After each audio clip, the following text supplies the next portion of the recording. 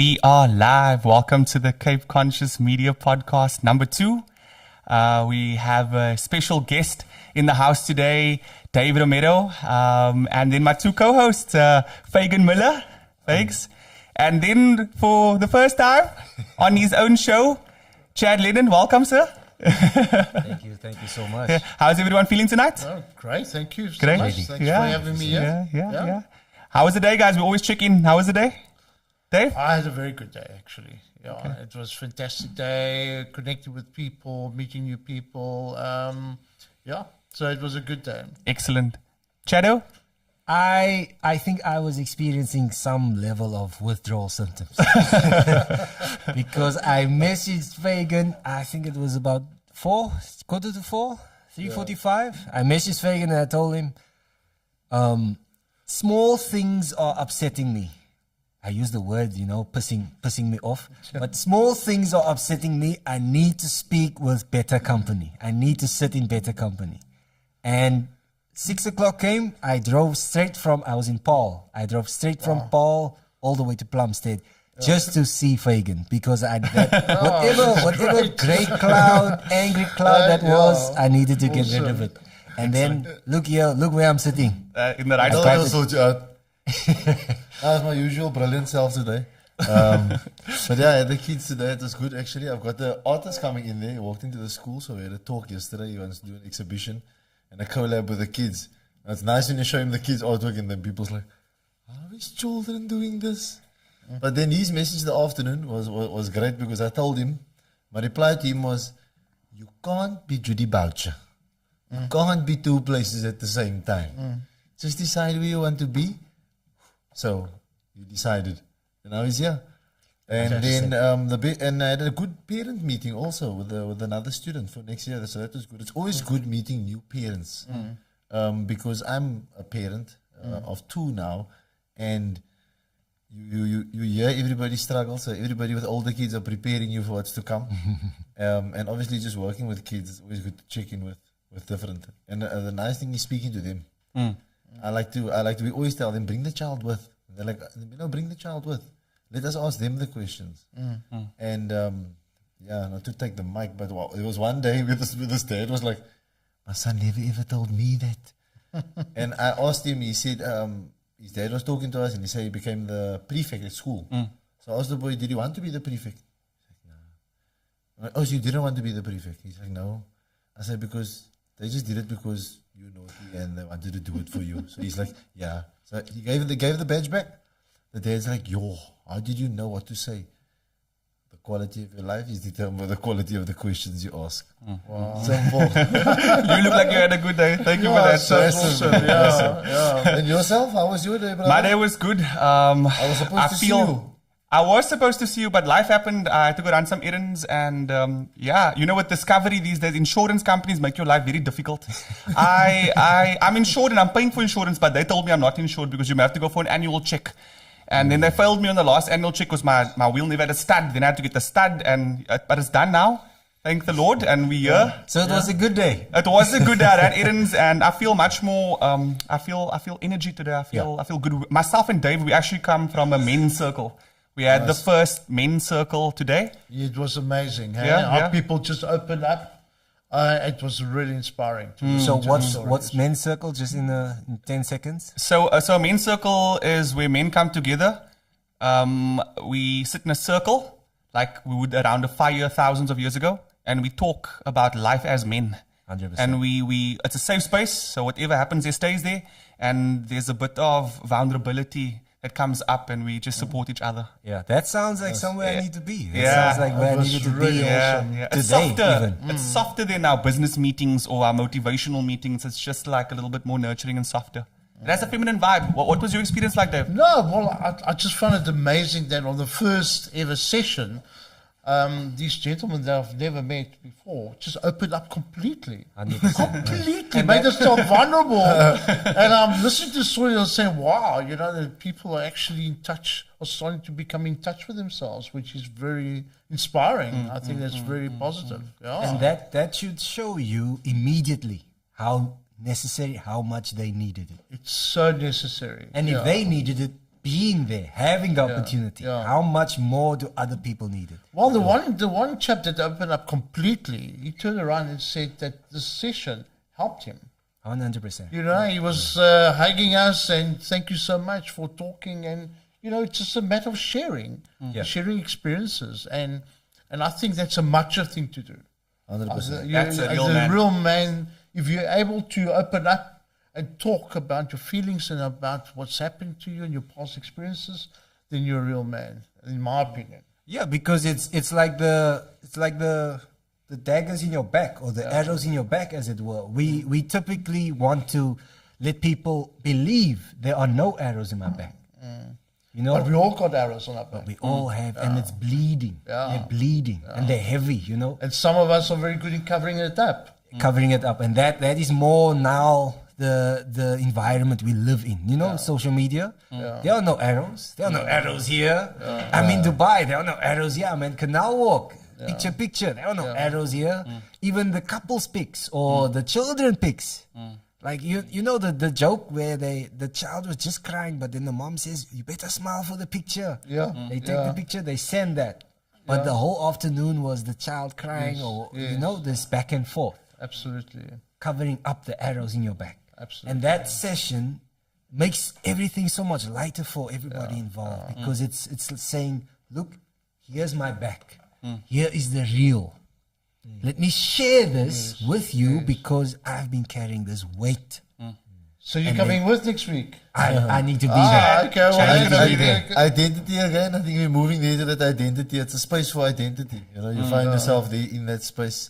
You can, because for me, it's empowering to say I go to a men's circle and I share there once a week. Do you want to come along?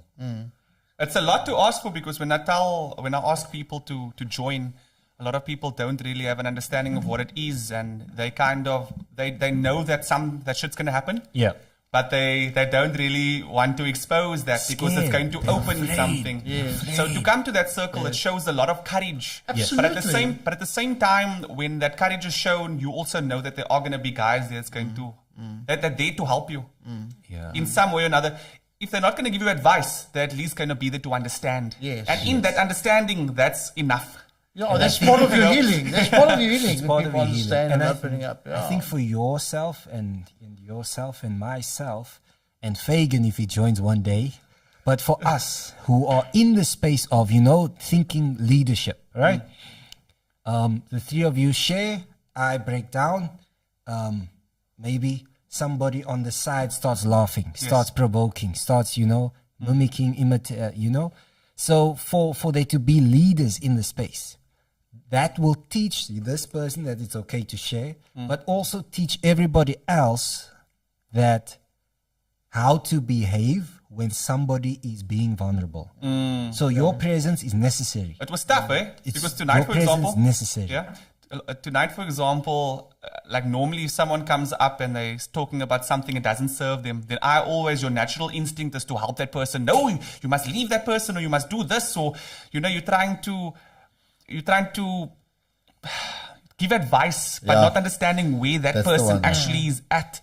And listening tonight for me was very, came up. Like I just needed to listen, because all that I needed tonight was someone to listen to. That's something I spoke to That was Fagan my about 2021. the whole year last year. whole Just year. 3 words. Ray Dalio. Train your ear. That's it. Train your ear. Train Every your day. ear. Fagan, train your ear. Train your ear. After a meeting, what did you hear? What did you say? What did you hear? What did you hear? And again, 2 ears, one mouth. Yeah. Absolutely. Because we tend to fire at targets as men. You know, problem solvers, genius macho, like you said. I need to be the hero. And we tend to fire a lot when we hear anything from our woman, from your wife, from your girlfriend, from your daughter, from your mother. We tend to fire. But if, like, the train your ear is just about the room and about your economy and about the world. But if it's just one person, right, we're in the room here, train your ear, collect targets. Listen for, like, the pain points, collect targets, don't fire at them. If I collect your pain points, so I create a folder for Chad, boom, boom, boom, these are his pain points. I haven't solved anything, but I have 17 pain points that I wouldn't have gotten if we were stuck on number 2, solving number 2. We wouldn't have got to 17. But because I have 17 pain points for Chad in this folder, I listened. Now I understand Chad. Every following interaction between us is better. Every subsequent interaction is better. It's smoother. Because the first time you opened up, I didn't solve. We didn't waste 50 minutes talking about solutions and problems. I just collected targets. Listen. Yeah, it's so important to listen. Yeah. Dave, I was going to introduce you, but you don't need an introduction. I think I want to give it to you. Who's Dave Romero? Well, I'm primarily a father. I've got 3 amazing, beautiful kids. And my most precious title that I have is Daddy.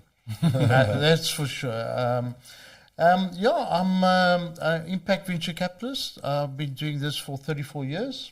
I've been an entrepreneur for 34 years. I'm a life mentor. I'm a bit of a philanthropist. And I believe in serving my country and my community. That's who I am. Fantastic. And see why I didn't introduce you. Normally people introduce you, but they just go onto LinkedIn or Google and they give you a quick introduction. Like my introduction wasn't anything close to that. The moment you spoke about your daughter, speaking as a father first, it felt human. And also I was like, yo, you got brownie points now. Because if your daughters or sons ever mention that daddy don't love me, it's like he introduced himself, as a father first. So brownie points there as well, sir. I actually, when people ask who you are, I say you were VCC because people see VC as a venture capitalist. Yeah. You were a venture conscious capitalist. Well, that's why I call myself an impact venture capitalist. Yes, because venture capitalists, in the past and still now, are traditionally very ruthless in their business dealings. And I was there. I was in that mold. And I was very happy and proud of being in that mold. Making some good bucks as well. Made a lot of money, lost a lot of money. And then you start realizing what's real, what's important. And I've made a lot of mistakes in my past, and I'm still paying for those mistakes, even though I'm 59 years old, because they were foolish. And I take ownership, I accept it, I've apologized. But as I said, I'm still paying for it. And I shifted dramatically after May 2020. I was shifting up to then, and in the last 2.5 years, it's just become an unbelievable journey. So that's why I call myself impact venture capitalist, to differentiate myself from my old past. Yeah. So the old past must have been, because so in the TD Jakes book, he coined the term effort to impact. But he explains it in terms of ROI. So there's 2 things. You either operate on ROI or you operate on effort to impact. Well, my impact, I would think, I measure it by the number of people that I touch. Yeah. And so my impact is, if every single day of my life I'm able to, in some small way, impact someone through the posts or through the activities that I'm involved in, then I believe that I would lead a meaningful life. Yeah. My bank balance doesn't define who I am. Yeah. It's not that big anyway, so it doesn't define who I am. But I've got a wealth measure I've got a journal and a business diary. In my business diary, I've got a wealth measure. And my wealth measure states that I impact that person, and this is how I impacted them. Yeah, nice. And that I check on a regular basis to see that I'm true to myself and I'm true to what I stand for. And just I think that's important to see. E2I businesses become more sustainable. Yes. And obviously ROI businesses are profitable. But over the long run, it shows that even a person who focuses on the effort to the impact. Yes. And in general, because when he speaks about it like focusing rather on your effort to impact within your relationship, within everything you do. Yes. And when you find that within your business, that's when you start thriving. Well, one of my mantras is that we want to prove that it's profitable to do good. Yeah. in economic terms. That's that In line you economic said. terms. I'm writing that That down. it's profitable to do good. And if we achieve this goal, then I think that we've made a major breakthrough. Yeah. And it's possible, sustainable, and we've got a roadmap, and we're all working towards that roadmap, and I think that it's going to manifest in the next couple of years. 100%. What is different now compared to the days when you were in venture capitalism? Do you think the world has changed, the model has changed, and it's easier now to go into an impact venture capitalist world? Is it profitable? Well, you see, in the past, people just focused completely on a return on investment. Yeah. Okay, so that was listed companies in particular had to give the required returns to shareholders because they're there for that purpose. But it started shifting about 20 years ago, where companies started saying, "Hang on," and it was driven by consumer, by the way. Okay. Okay, the consumer started driving the process to say, "Listen, if you want me to buy from you, you better start being more social conscious." Okay, I mean, it's subtle stuff. Now you see you buy tuna, it's often friendly. That kind of activities. You walk into okay, I'm not going to mention the chain store, but there is some chain stores you walk in, it's plastered all over the walls. That they're buying the produce from farmers, subsistence or farmers. Small scale farmers. Okay? Small scale. And the reason why they're doing that is because they want the consumers to feel good that they're buying the potatoes and the onions, etc., from a retail store that procures it from a social responsible way. So it's driven by consumers. And the shift is dramatic. It is. It's dramatic. Especially and it's now. exciting. Yeah. It really is exciting. So we want to couple the whole situation to show that by being socially conscious, your profits actually increase. And that's done in quite dramatic way because the consumers are driving that process. So it's very exciting times and obviously that is a small shift, but it's happening. Some corporates, they carry on with the way they used to do things, and they're going to fall by the wayside. Yeah. Gary V, he's having a lot of fun, first of all, and he's making a lot of money himself by believing that, having that philosophy. He said, this was a quote that he had. Gary V, want to introduce the listeners? Gary Vaynerchuk, Okay. right? He's quoted saying, "I'm going to fool the business world into being kind." Oh, wow. That's his quote. Wow. That's his mantra. That's amazing.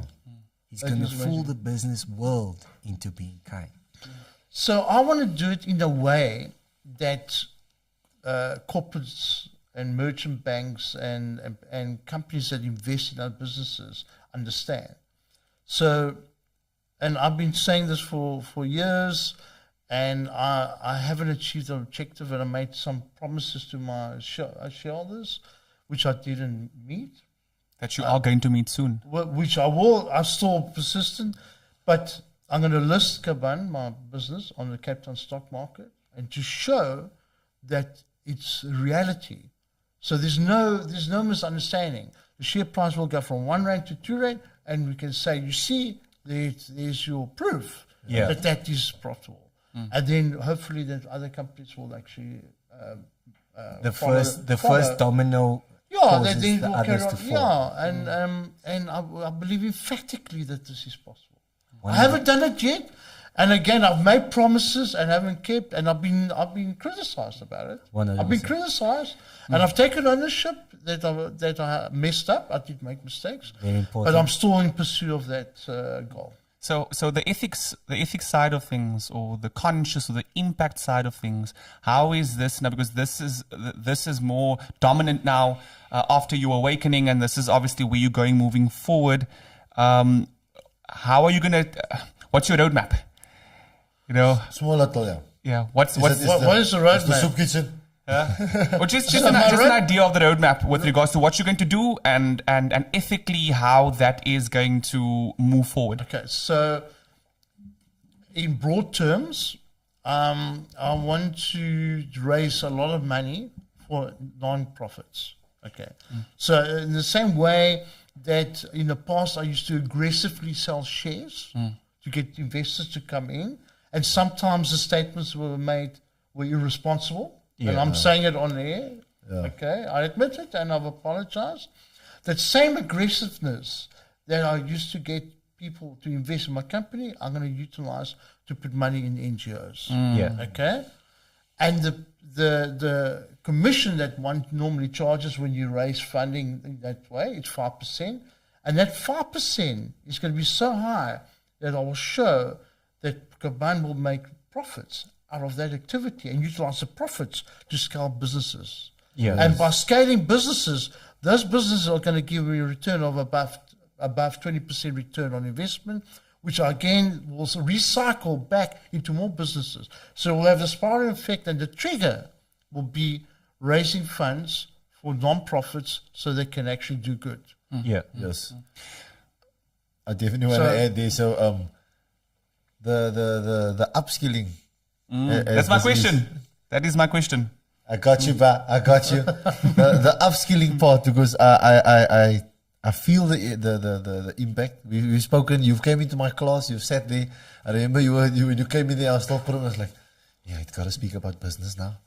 And we actually talked about the market. And remember the one thing I mentioned when you clapped hands. I obviously can't forget that. It's like, I was like, and I mentioned to the kids, because the one boy's like, no, I'm going to sell chips or so while they're playing games. And I'm like, no, you only monitor the people while they play games, because it's not about making money. And then you were like, it's because it's about the impact you make. And I actually realized why you were clapping, because the impact is important, that the child understands, and the people that you are getting the money for. The NGOs, because I was going to say, in my mind, it goes boom. There's been 4,000 NGO applications for the lotto.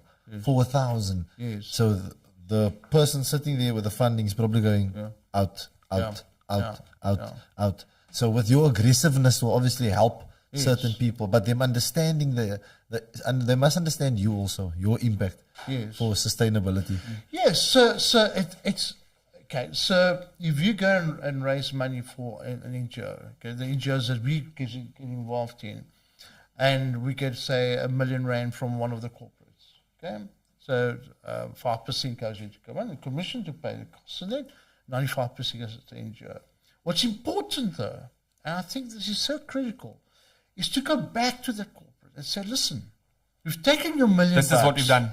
This is what we've done. This is real impact. This is, in our case, where we're doing the education, we've taken that and we have put through 30 learners through the program. And these 30 learners now are alumni, and they've achieved the following. So you track them.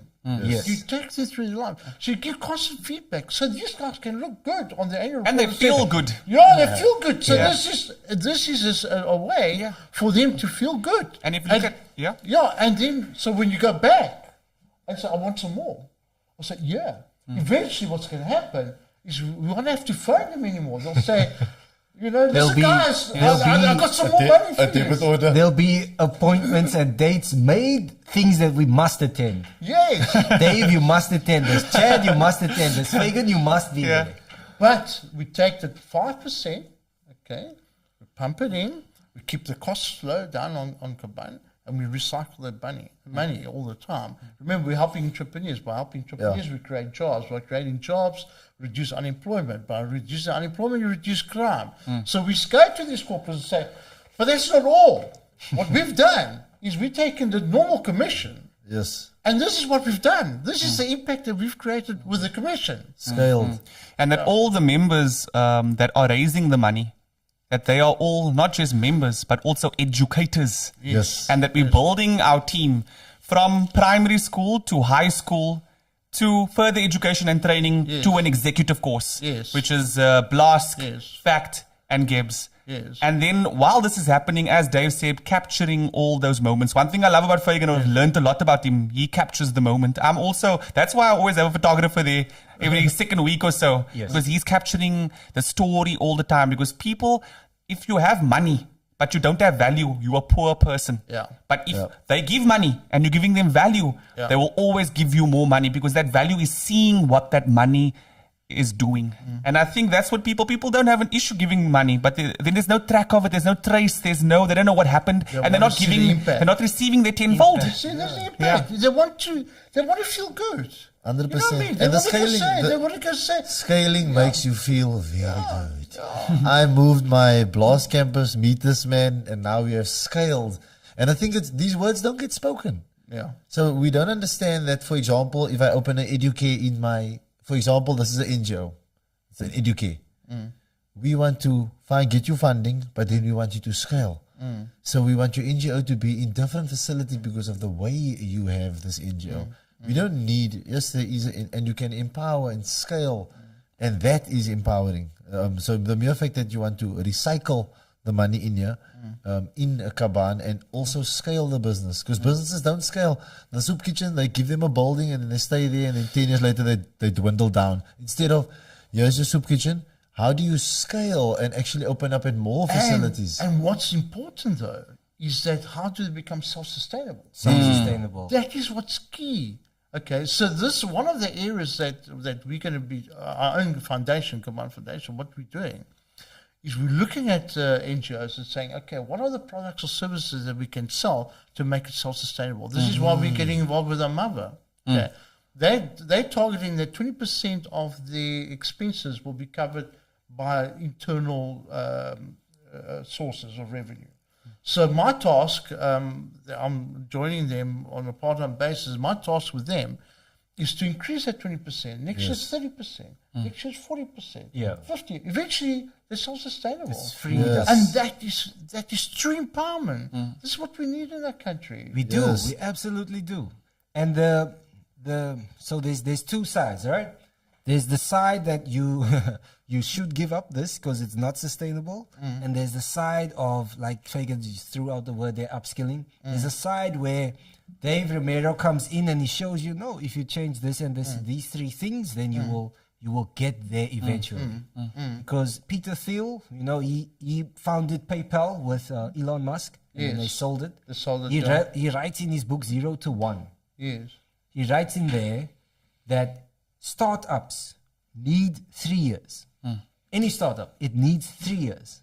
So if the business focuses on the next 3 years, then they have a chance. If they focus on every quarter, like a Mr. Price or a Cape Union Mart that's been around forever, if you focus on every quarter, it will look a little bit, suspect.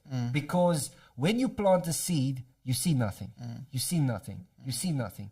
If you do what you're supposed to do, if you do water the seed, if you do give it nutrients, if you take care of the soil, eventually you'll see something start to grow. But you know what the dynamic of entrepreneurship is this, that the international norm, entrepreneurs fail on average 3.8 times. On average, 3.8 times. For each venture. No, the entrepreneurs themselves, like myself, Dave Romero, I failed a few times. Okay. So that is the average. So you can imagine some people fail so many times, but let's just carry on. And that is a true test of entrepreneurship. Yes. Is your tenacity and your patience. Yes. You need to have patience. and- And it's driven and it's fueled by passion, because if you're not passionate, nothing's gonna do It's it. not the, he always goes, it's not the lesson, it's the passion behind the lesson. So everybody goes, I want to teach, but it's not the lesson, it's the passion behind the lesson. Absolutely. I'm even listening to you throwing out, this is Kaban, this is what we're going to do, and I'm thinking there's somebody going to listen to this going, okay, Kaban, I'm going to do the same thing, I'm going to have 5% interest and take all this. You just throwing out all the gems, but the thing and is, I hope they copy it. and that's where I'm getting to. I hope so. Impact. Take it. Because at the end of the day, like the pilot give you the book, this is how you fly the plane. You can't go fly the plane. Yeah. They can't buy the passion. Yeah. So do you have because you can go, oh, this sounds nice, I'm going to focus on ROI, and because this side that Dave is giving out a good idea that I can ROI this quickly. But this is not an ROI idea. Yeah. And what are you passionate for? Are you passionate about getting the money or making the impact? Well, because if you both. if that intensity is there, right? Yeah. Like if the passion is deep, The and money must intense, follow, man. then you must take the failure, recognize it, accept responsibility that this time I failed, and you go again. So I mentor 53 kids, the grade 12s, and one of the first things I said to them, I mentor them on entrepreneurship, and one of the things I said to them is that if your motive is to make money as an entrepreneur, you will fail. I can guarantee you that you will fail. If your objective is to find a need in a community in terms of a service or product, and you do that well and reliable, money will follow you. It's as simple as that. And I've paid the price several times. So we're not going to learn. This lesson has cost me a fortune. Okay, and I'm giving it for free tonight because really I had the fancy cars. I had a Porsche when I was 26. I was a chairman of a listed company at the age of 32. Oh, wow. I had racehorses. I had everything. And the universe gave me a big fat clap because I strayed off the path, and it became about me. Yeah. And arrogance and ego kicked in. Yeah. And I lost everything. So I had to realign and start again. And you were saying that you are a mentor, like a life mentor. You mentor these kids in the entrepreneurial game, and having a mentor helps with that because your blind spot started on one of the days. It started, and then it got bigger. Yes, and subtle. It's a frog effect. You put a frog in the water and you slowly put the heat on, it'll die.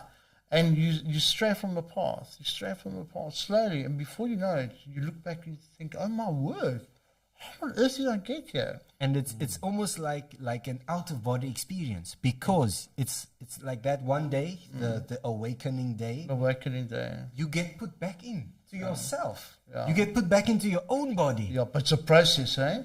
So once you realize that you strayed so far that you don't even recognize who you are. Yeah. Okay, you actually look yourself in the mirror and you say to yourself, "Who are you?" It's that. Who are it's you? that. So you get, but then the process, the path to get back is much longer. It's a longer and tough. It's tough. It's tough. Dave, And you fell now and again as well while you're going back. Do you know what colored people say when we look in the mirror? What? Feast J. It sounds more intense, man. It sounds much more intense. Feast J. The law of reflection. Oh gosh, yes. Stop, pause, and let growth catch up to you. And that's an important one because sometimes I actually posted another the other day was about that you don't actually like Mr. What's next. That's our question always. What's next? And it's always like, okay, we ask what next all the time. Let me just stop quickly and pat myself on the back a bit. Well done. Because That's important to do that, eh? Yes. Very. And again, like you were mentioning a lot of your, just throwing out here, you made the failures, and for people to understand that the narrative here is that it's important to make failures. Exactly. But the you know narrative what? here, it's very important to fail. These kids asked me one day, and they said, knowing that you failed several times, is there anything you would change going back? I said, no. Absolutely. Nothing. Absolutely Nothing. Because those failures molded me to the person I am today. 100%. And what I am today, now, is I'm happy with myself. Worth I can look at myself in the mirror and say, I love you. Even though I'm still paying the price of my mistakes, the recent mistakes, okay? But that's part of my growth. That's part of the situation. And I will make restitution. I will make restitution. And that's that reflection. It's so important because it's only your truth. If you want to, it's your truth with yourself, right? Somebody else can't tell you to reflect. They can't reflect for you. It's your truth with yourself. And I even tell the sister of mine all the time, that reflection you have, that self-reflection you have is a superpower. That self-awareness you have, it's a superpower.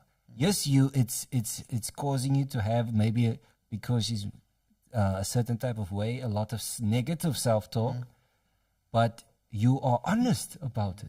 You don't make it worse than it is. You are honest to say that I procrastinated or I did this when I could have done that. You are honest in that. And that in itself, that self-awareness, that's a superpower. I like the way Les Brown puts it. He says, if you fall, make sure you fall on your back, because if you can look up, you can get up. I think we shouldn't be afraid. And also before, like I had a business where I still have a Dr. Falafel. It's like very close to my heart because it's nutrition. It's bigger than me. I can't say that failed. Who the hell am I to say nutrition? A fortified patty that has 22 ingredients that costs between 5 and 7 rand to make, and that's going to feed people in the townships and the Cape Flats who live under 1,200 in a month. Who am I to say that business model and concept's a failure? I'm nothing to say that. So with regards to failure as well, people, when a business doesn't work out or someone wants to do something else, they say it's a failure. We're quick to say failure, but actually it's a step in the right direction. It's part of life experiences. It's part of it. I hate to call it failure, but I suppose you call it a failure so that people can identify what you're talking about. But it's actually part of your growth. Yes. Yeah. And, it's difficult to understand, but you need to fail to grow. Yes. And it's... First attempt in learning. Yeah, and so this is why I encourage people, push the boundaries. Yes. It's okay. Just push it. And then okay, there's a boundary. Now start again and carry on and carry on. From here with this wisdom. So the guy that invented the light bulb took 10,000 times before he did it. Okay. Now, that's extreme patience, isn't it? Yep. Eh? Again, it is so extreme patience. Again, 10,000 times. In karate, they say, or not in karate, I just saw it at my karate dojo, but to be a professional at anything, that's 10,000 training hours. So at 10 it's coming up again. 10,000. Is that Malcolm Gladwell? Outliers. Okay, there we go. Because again, we have to, like you said about the failures, it's important that we maybe define it on this, Cape Consciousness, define it as not absolute failure. There's a difference between failing and absolute failure. Absolute failure is the checkmate, right? If you're in check, you still have a chance, not a big chance, but you still have a chance, and you build from there. But if you're in checkmate, the game is done. Failure can be defined as when you give up, getting up again. When you give up. When you give up to get up again. That's poetic. Okay. You must go down. That is failure. Okay. When you have temporary setbacks, when you become aware of these setbacks and you get up and you carry on, that's fine. But when you're on the floor and you stay on the floor and you give up, that's true failure. When you give up in yourself, that's true failure. That's true failure. Fagan's writing down all the gems here. How do you see it? Gems. To get up. That's the gem. And just on the other side of that same coin, Jim Maroney has a quote. He makes first the illustration with the baby. The baby, he puts forth the question: how long should a baby try to walk? And then here's the quote: one word, until. Until. So you are going to be presented with, like you said, the universe, whatever you believe in, you're going to be presented with the opportunity, let's call it, let's keep it positive, the opportunity to give up. You're going to be presented with it. And then now you turn it into a game. Like procrastination, turn it into a game.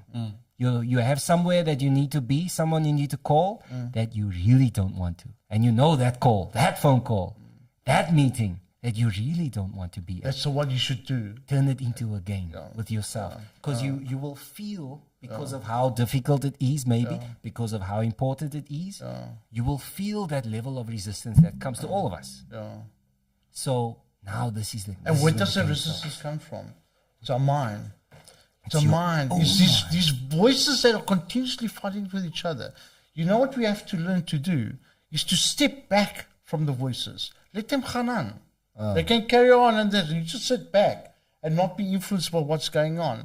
If you understand that basic truth, you can survive a lot of these problems. It can be compared to driving the car. So they are making a noise here. Now it's just you in the car, but there's like 4 of you in the car. Exactly that.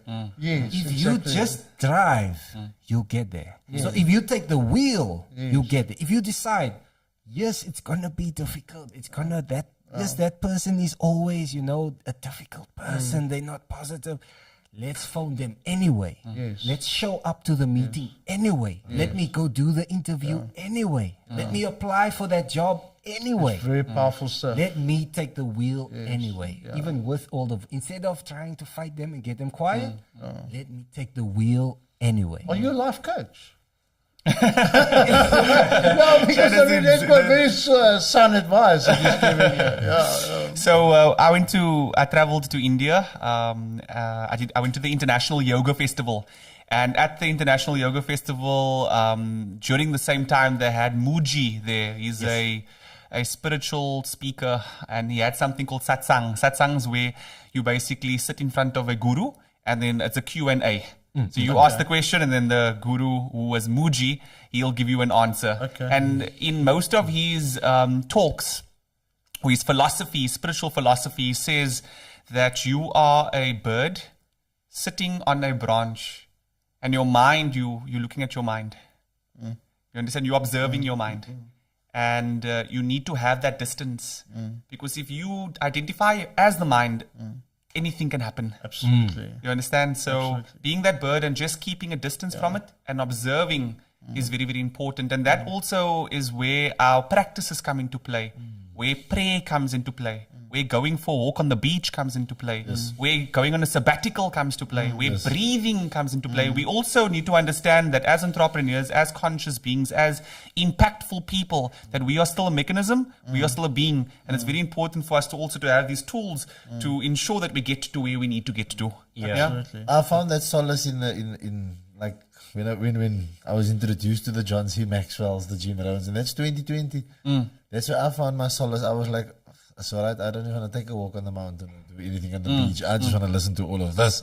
I just want knowledge. I just want, because it became like, I always felt that hunger, always wanted to learn. So in class, just sit and listen.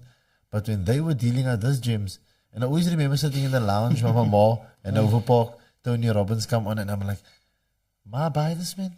Where am I not going to buy you CDs about a man talking about personal development? I'll never forget that. And I was like, just buy this Tony Robbins CDs. And he was just coming out there, you can buy the CD pack. Do you remember on the infomercial that Tony Robbins used to come on? And I'm thinking, is this what I really think he's going to make money by talking to people on CDs? You know what I mean? Imagine. But Grant again, Cardone, he purchased that pack. you know what I mean? And again, Did you buy it? Did you buy the pack? We talking about Grant Cardone. Grant Cardone is an American CEO. Yeah, so I mean, he bought that pack that came on that infomercial. But again, Tony Robbins was standing outside a Jim Rohn without money. Those types of things. So I'm Same circle. So that was my solace. That's what gave me that impact, man. That point of, I need to grow. Who was I? Why were they hiding all this from me? Where was all this knowledge? I thought I was the only knowledge I thought that was extra was either the university things that I was taught. It wasn't interesting. The psychology was interesting, but everything else was just like mundane, like the language and communication, the English, and it was just For you and your path. For me, yes, I didn't feel that in purpose your path. in anything. The psychology tickled me a bit. I enjoyed child development and all that, and I could always speak about it. I really enjoyed interviewing, speaking to kids and parents, but nothing really resonated with me. Doing the schooling was good. Football always played, but then going into school was good, but none of the school books. So I just would go, what's the test for this, for my PGCE, my postgraduate? What's the test about? Boof, go study. But I was never interested in what it was about. That's why I know absolutely like that. I have no formal teaching vibe. Like I don't have a, Kim always like, my wife's always like, you need to make class rules. Okay, I'm gonna make the class rules now. So I would do things because the first time I walked into the class for my mentor, he's like, Mr. Muller, you were then a clown on school, you're coming to teach. I'm like, yeah, sir. He's like, this is the best job after a comedian. I'm like, you're potent. He says, say anything, they will believe you. And I was a clown. So my teaching, you know what I mean? That was and then my next teaching was, nobody taught me how to teach. I was just teaching myself. I just wanted school to be fun. I used to watch clips of teachers out there and they're rapping in class and those types of things. But in 2020, when I started finding all of those personal development mentors, like John C., It's in your class. When I walk into your class, I go there for personal development because I don't just watch you teach, I watch your students receive. Because if you're teaching and the students aren't receiving, then that is surely there's a, the first thing you learn in communications class is a sender and a receiver. Yeah. And you can see that that's moving on to my next question, because we are the Edutainment Podcast and there's lots of entertainment and we're obviously talking education. But on the educational perspective, where is education heading? Because we obviously have a 55% unemployment, a 55% poverty rate in South Africa. That's the latest statistics. 55% of our people are on the poverty line or below the poverty line. It's right there. And to me, I'm talking under correction here, but that's 1,200 Rand per person per household or less per month. So it's a dire, we're in a dire problem. Well, I think that... Where are we going with education? I think we're going nowhere with education. Okay. And this is why we've joined forces, right? 100%. Because our education system in our country has failed completely. Yeah. The bubble has burst. Completely. So, it almost feels like there's an active strategy to dumb our population. Because they keep on lowering the standards. Correct. Right? You can pass maths with 20%. 20%. Is it low now? Lower? So under certain circumstances, like 20%. Okay. So, but even at 33%. That's not a pass. How can you possibly think that getting a third is okay? It's not okay. It's not okay. So your Minister of Education goes up at 78 pass rate. But what about all the other kids that started in grade 1 at 1.2 million and only 500,000 matriculated? What happened to all those people along the way? Where are those kids? Right? So the failure rate or the pass rate the dropout is made much lower. So it infuriates me. It really infuriates me. Because my daughter went from school, and she was in a good school, a public school. And she scored 7 distinctions and 88%. Oh, wow. So good genes. Walking into university. No, she did on the other court. No. But she went to Stellies and she's studying chemical engineering. And the disparity, it's just insane. Yeah. Kids are not prepared for the real world. No. They're not. Not on any level. On any level. They don't even know how to open up a bank account.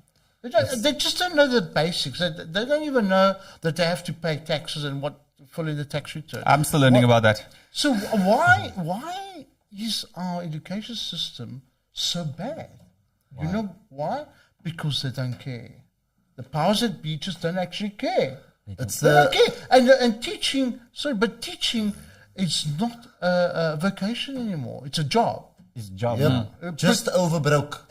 And it's protected by these damn unions that don't want to make teachers accountable. It's sickening. So the answer to this is the solution is what we are doing, right? Yeah. Okay, because through our initiatives, we are giving the kids real tools to face either being an entrepreneur or finding their vocation in a proper way. I'm so fascinated with the kids that you teach. Those kids, when I sat in there and I listened to what they say and the way they communicate, and that youngster that makes Noah. I love this guy. He's 13 years old, and Dave got emotional. I was like, Noah, come speak to Dave. I couldn't believe this guy is 13 years old. He's making donuts. He's making turnover about 2.5 grand a month or something. No, he's just on. I think it's less. Is it okay? Well, anyway, you said a bit of poetic license. Very soon. No, he actually got an order for the week. He said to me the reason why he does that, so he can help his mom. And his mom is a gem, eh? Absolute gem. This guy's 13 years old. Accolades to you, man.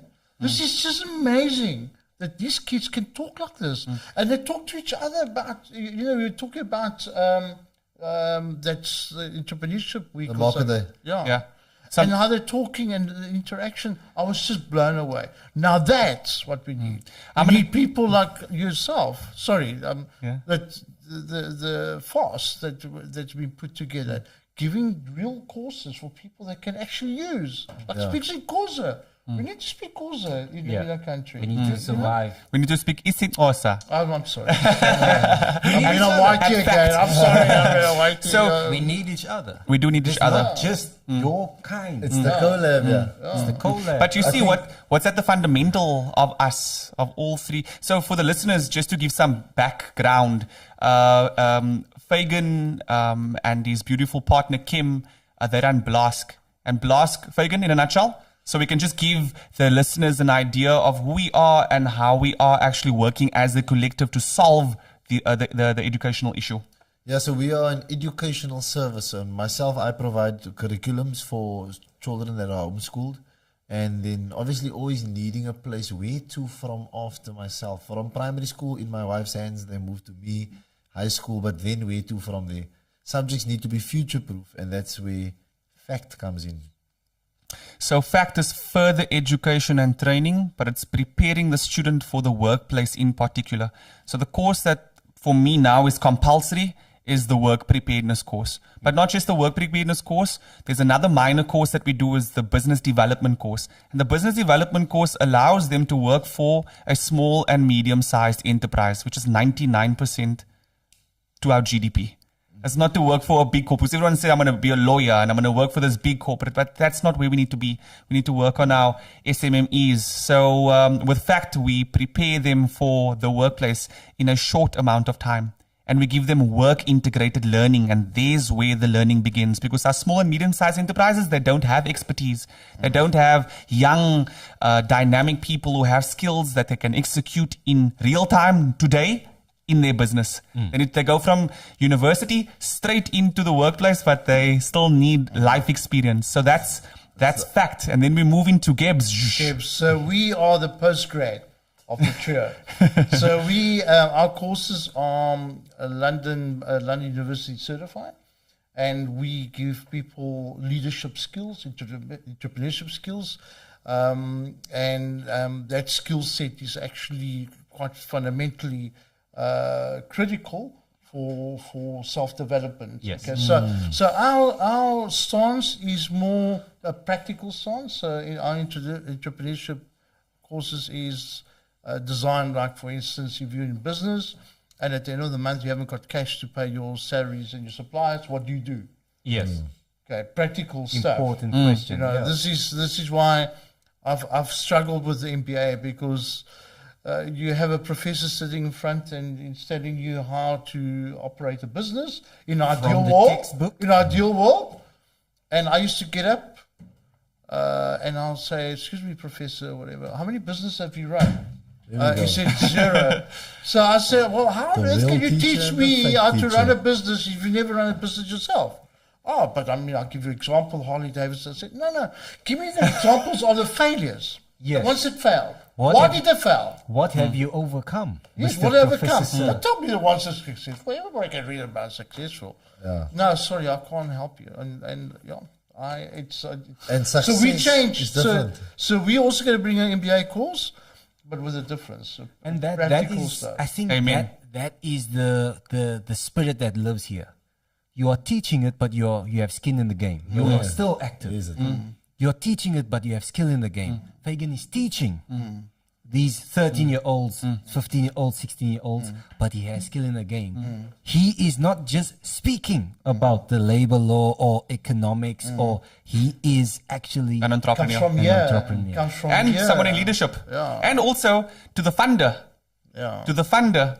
We speak to the funder because we are entrepreneurs. We're going to make the difference. We are also leaders. Yeah. Understand? And we know what we want. And We're not those getting are- someone else to do anything for us. Everything that we do and what we're forming here is a mastermind group, And- internally done. Yeah, and as entrepreneurs, we know what it feels to fail. We've gone through the emotion. Yep. Okay.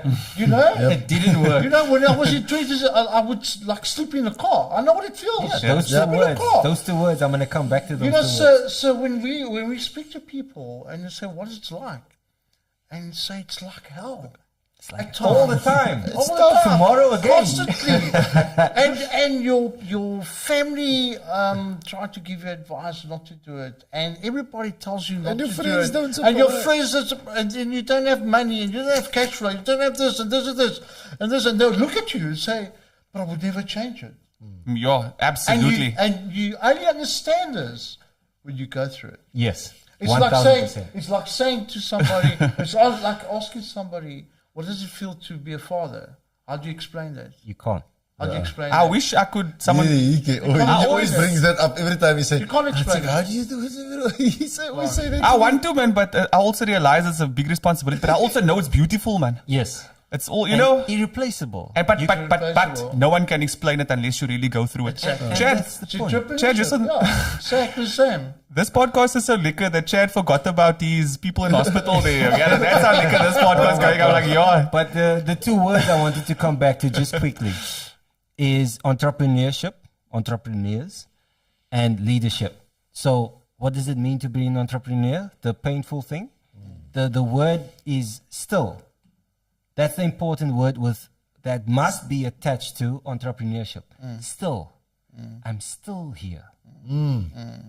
I'm still growing. Still learning.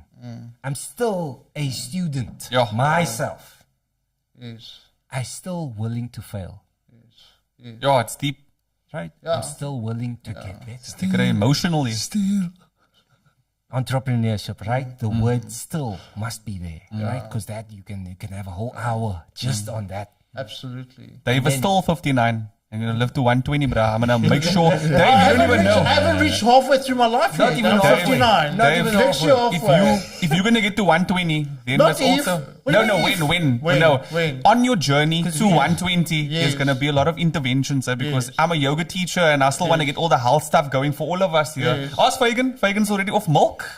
Fagan's eating healthy meals there at 150 Main Road. Muse Kitchen. Shout out to Muse Kitchen. Oh, Shout Music out. Top. Yeah, yeah. Dave, how are the meals there, by the way? Brilliant. Yeah. Very good. Yeah. We're going to go tomorrow, right? Tomorrow lunch? Tomorrow lunch. Yeah, on me. On you. Yeah, because you paid the last time. Ah, okay. Okay. And then the second word I wanted to come to is leadership, right? So this is, again, like you said, entrepreneurship. This path is painful.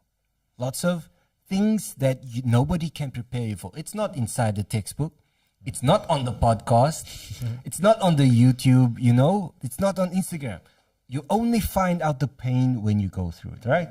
So that's the entrepreneurship side. Then the leadership side. So now the word is first. And if you're a leader, if you are out in front, Usain Bolt, he can see in front of him. Everybody else is looking at his back. Now, if everybody else is looking at your back, who can warn you about what is the road ahead, what is to be expected? You're going to, if there's a thorn, if there's a glass in your way, if there's a rock, you're going to feel it first. If there's failure ahead, nobody can warn you. You're going to feel it. So leadership is about accepting the weight of either failure or the pain or whatever unpredictable surprise is around the next turn. That's leadership. And taking responsibility. Taking responsibility. I'm going to do it anyway, even though in front of me, behind me, there's a lot of light because I'm here, right? I've walked this far. So behind me, there's lots of wisdom there. But in front of me, leadership means you're there first. Nobody was there before you to tell you what is next. Absolutely. Well done. And you have to walk it said. on your own, eh? Well On your own in terms of this presence of you. Like you obviously have support. Yes. But when that's first, because it's about leading yourself. I have it here in the book, leading yourself well. Actually, it's potent because it's right in there. And I wrote in the front, me leading myself well, which was very important. And the second one is finding out who am I not.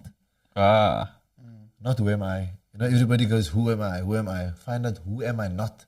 Because that's in the leadership. That's what I was thinking when you were going with the I, being first. I will go first.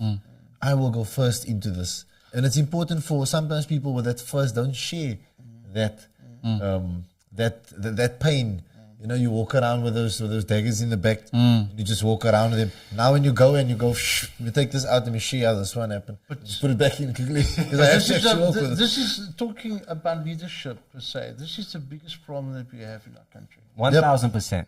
We just don't have leaders. I want to go I back to just wish we had leaders with cojones. What's that? You know what I mean? Cojones. Yeah. Balls. Oh, balas. Courage. Did you have your, Courage the cowardly dog. know- did you have your Really? Mrs. Balls this morning? Is that balls on your breath?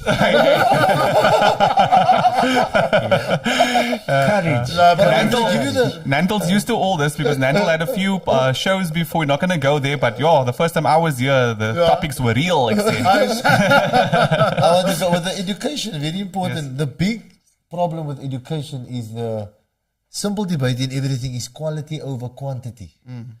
Is the decision has been made the decision has been made that it's going to be quantity for a very long time. There was a time when it was a quality education system. Yeah. Let's not get it wrong. The woodwork times, the RI, shout out to RI, religious instruction. I used to grant that. I did that in grade 1, not grade 1, sub A, stub A as we called it in the Tasti. But those subjects were kicked out. Where is woodwork? Woodwork is a potent subject. There was different, I'm just remembering. Practical subjects. Yeah, practical subjects. Yeah. So, when they go, you go into a trade. Now they make a trading school. But our education system was on a level where people were actually thriving. So it's not to say that we didn't have a time of good education. So not to say it was always that way. However, the quality over quantity debate is always is big anyway. Whatever you want to do, if you want to go quality now, if you want to do a quality over quantity debate in education, now you're working with people. Now that's tough. Because I always tell people, if you're working with people, you need to make an ethical decision. And a quality over quantity, you can't do that. If you're working with people, it's always quality. Because quality is how you're going to treat them, leadership. Within business, if you're going to go quantity, so you're going to go the quantity of people because you want to get work done. So you don't focus on the quality of how you can treat them. Because less people, better you treat them, they'll work just as good as 100. And with regards to customers, less people, but you get the return customer. 100%. And that's what kept us going with Dr. Falafel. We didn't have a lot of customers because we were one of the first plant-based restaurants on Uber Eats and Mr. D. Probably I mean, we were fully vegan. Early doors before it was widely recognized. So we needed quality. Quality, yes. And because we had the vegan quality products and we spoke about nutrition and we spoke about the well-being of people, because of that, we had the same following. Some people would order from us 5 or 6 times a week. Wow. Yeah. You know what I mean?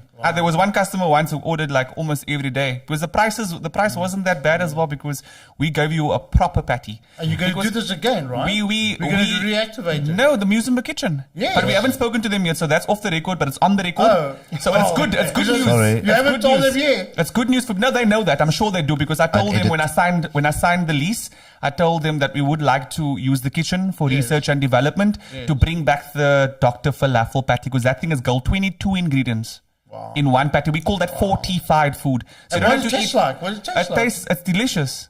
So- Delicious. Dovel, We'll as make you. they say. We'll make it. Chickpeas, black beans, chana flour, which is chickpea flour, all your different peppers, your garam masala. I mean, it had everything, and also we fry it in oil. Sounds good. So it has all So that it's still- good stuff. It's oily, but then we use tomato relish. Still We use tastes like mayo. You have your caramelized onions on a nice big bun with fries. hello. Nice. You know, it's good stuff, man. Should make me hungry, Yeah, man. Yeah. So Dr. Falafel, shout out. You coming back, sir. You coming back, sir. Now I'm going to go still deeper into the quality and quantity debate because now, besides the education department focusing on how's this, schools focus on that also. So it also boils down to the school. So I always tell the kids, they always want to mention, no, I was at this school and it's bad. No, it's not a bad school. It's a bad system. Yes. 100%. Yes. So please understand that to everybody out there, there are no bad schools. There are schools with bad systems. For example, every school, shout out to all the schools in the Dusty. I know what you do. I'll call you out. Dusty is the K Flats, by the way. That's the Cape Flats. A lot of the schools in the Cape Flats area don't respect the LO subject. pauses for dramatic effect. Okay. Because you don't. Because what they do is they will put the oldest teacher there, Yeah. just as it's a filler subject, as they call it. It's not taken seriously at all. And that is the most important subject. I explain. Hashtag free period. Yes, that's what they say. Hashtag- Used to be. Hashtag 80%. But this is why. check This is a part of Dave, what we do, man. if you get a kid right and you give you his matric certificate and now on the matric certificate say hello 4. Now you can't even get work. So they don't respect the subject because they don't see how we see it in business. In business, I don't care about English. Okay, you can talk. You came in, you introduced yourself, I'm happy. Right, Afrikaans, okay, you can also greet in Afrikaans. Hallo, goeiemorgen, thank you. But, okay, hello. You got a 4 for hello and a 5. This is in a practical working subject and you must know about SMART goals and your career. So, you don't actually know where you're going. I'm not even going to look at your content subjects that was probably batched in a way that it suited the school's timetable, not suited the child. The learning to take place. Thank you. Also, I can give. You pull that. So again, the system at the schools is not orchestrated for the child; it's orchestrated for them also. Because this is what I want to say. You can come in. Is the schools are also in competition with each other. Now they go. Let's see the results. 85%, and the other school only got the 82% pass rate. The numbers are all made up, sir. And just if we pause here quickly, like he said now, a mantra to live by is the quality of your life will be determined by the quality of the questions you ask. Boom. So what if every single school are answering the question, what can we achieve, instead of answering the question, what can we manage? There we go.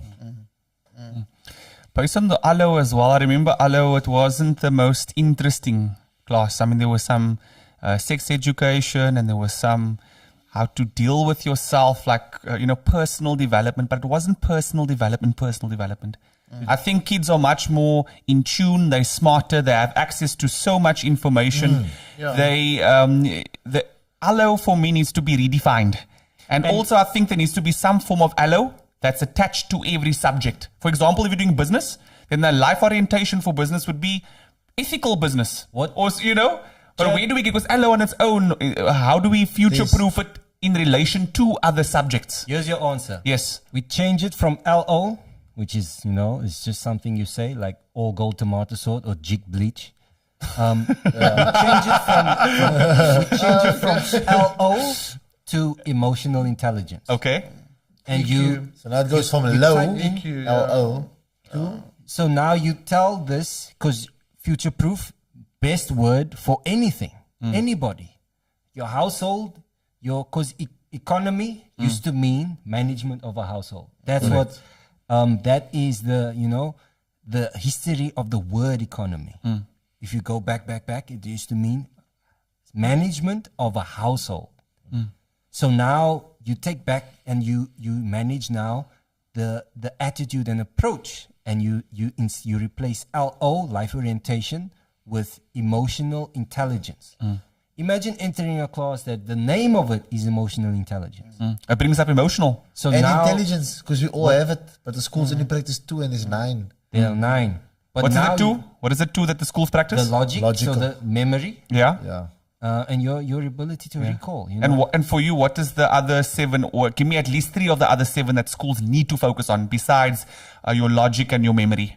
Body intelligence, Yes, kinesthetic. So that's your LO subjects then. kinesthetic. Yeah. But they don't practice it fully, so they'll just get it to get done. There's no real kinesthetic. So, and again, the Why LO is that? is Why is that? Why are we just doing it just to get it done? because they don't see it as a specialist subject, and they don't. So if you leave school, you don't go into university saying, I want to be a LO teacher.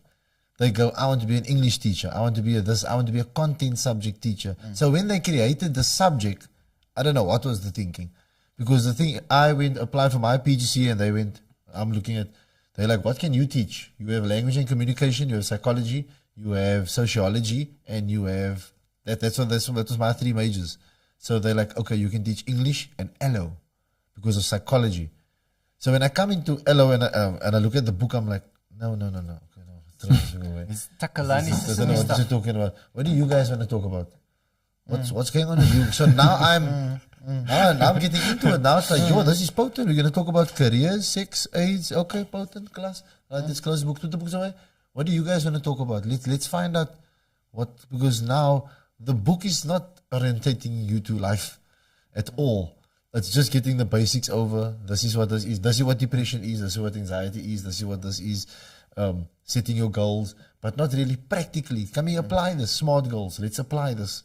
Then they took me out of LO because it became a bit too radical. Oh, are you serious? But what was the reaction of the kids, though? That's what's important, right? What was their reaction? No, their reaction was nothing but their reaction was obviously the kids can do what they want to, but the schools will do something for their timetable to suit them. So again, okay, Mala, you're making it a bit too much crazy. Hello, you only need to teach English and you need to teach matric English. And that was like, Mills, just to interject here. So we gave you one, kinesthetic. So we all agree, Yes. you know, the body, you know, knowing your left from your right, your balance, all of these things, where everything is. I know now, right as I'm sitting here, I know where my left elbow is. Yeah. I know So where that's one of the subjects. Allo, one kinesthetic. allo related. Yeah. What's next? The next two, and I'm going to keep it around emotional intelligence because we're going to rebrand Allo. The next two is going to be interpersonal skills, how you deal with the world. Intrapersonal skills, how you deal with yourself. Self. Wow. So now you tell me, just these three. That's are allo for in me. Allo. Yeah. Kinesthetic intelligence, interpersonal skills, how I deal with the world, and intrapersonal skills. Let's stay on world and say how I deal with my world. How I deal with my world. Not just dealing Just the with terminology. Just the terminology, bringing it and that's where it is. getting them to feel and understand that. By the way, I am intelligent. I have an intelligence. We use it and say, no, he's intelligent And Jay's you- dumb.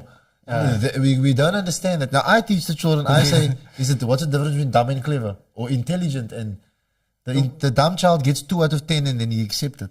The clever and he child walks goes away. back and Yeah, says, but marks are not a reflection of intelligence. What did they test for? Marks are a Because reflection there's of being nine. able to retain memory. It's nine. That's not. It's a reflection of your logic Yeah. and memory recall. Yeah, but That's it doesn't. only one it does, intelligence. Our school systems exams don't actually teach you how to reason. There we go. It's not a reason. You just verbatim copy what you learned and you put it on a piece of And you paper. put it on a piece of paper. It's not a situation where actually the kids are taught to interpret In and real to come time. interpret and come up with actual practical solutions, which is the difference with blast effect and what we're Yeah. doing. And those that two- is really Thanks for bringing key. it back. Yeah, I'm back. trying to bring it back. But that is why what we are doing is so critical, because we're teaching the kids how to think critically. 100%. The book, 7 Habits of Highly Effective Yes, People, I've read- the yeah. book starts with intrapersonal and interpersonal skills. It first starts with that before chapter 1. That's how important it is. Steve Covey. Steve Covey. Yeah. Steve Covey. and the ability to communicate, so they don't understand that importance. So again, with your interpersonal and interpersonal skill, LO, it must be used for communication because they go into English, they go into Afrikaans, but there's an ability to communicate, receiver and sender. Number 1 most difficult skill in the world, everybody hates it, public speaking.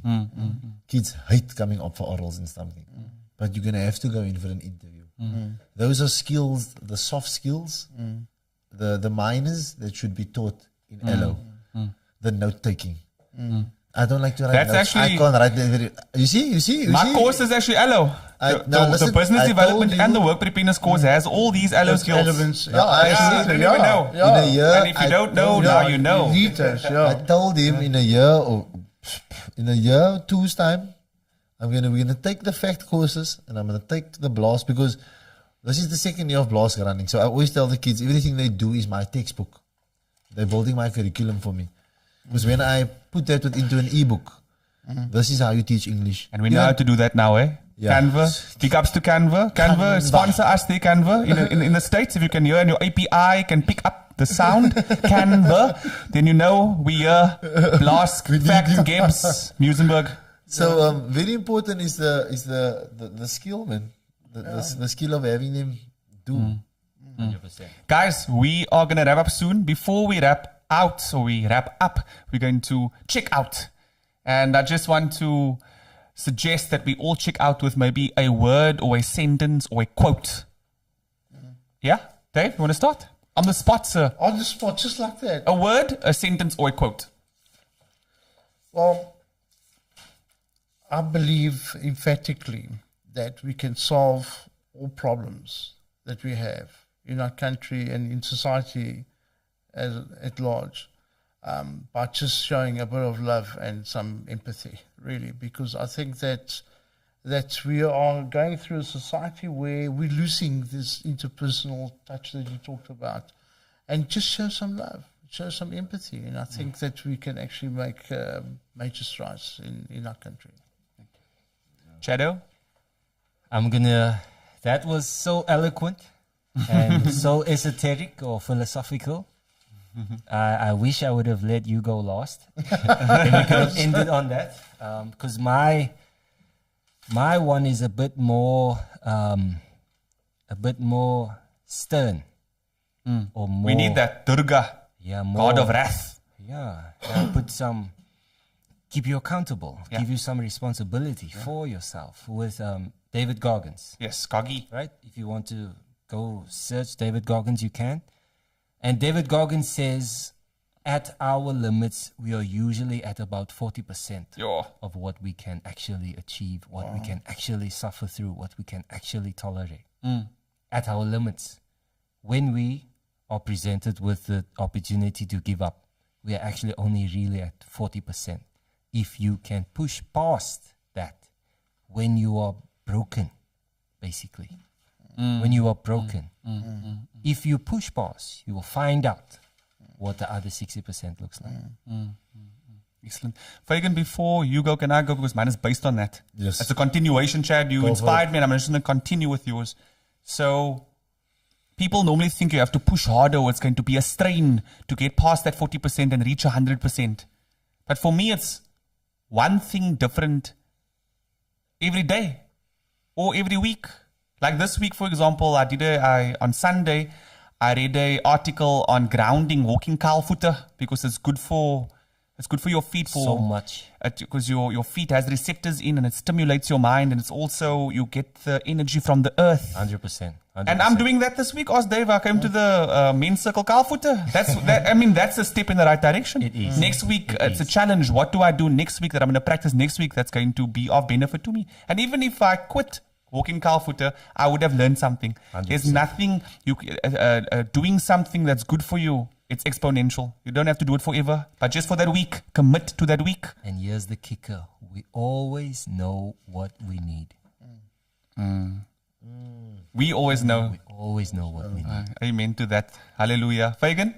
Yo, I've been going through my book here. There's nothing I can try to beat you here. I was going to win.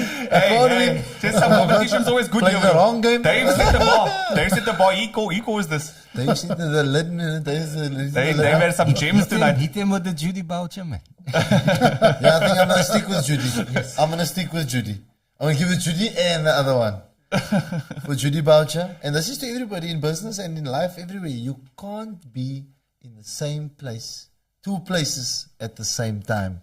And lastly, and very importantly, you can't make everybody happy. 100%. Unless you're tequila. You're not biryani. Biryani makes you happy. Ladies and gentlemen, that's a wrap. Thank you so much for joining us for our second podcast. If you do have any questions, you're more than welcome to message any of us via social media. Lots of love to all of you, and we hope that tonight we inspired. Check out.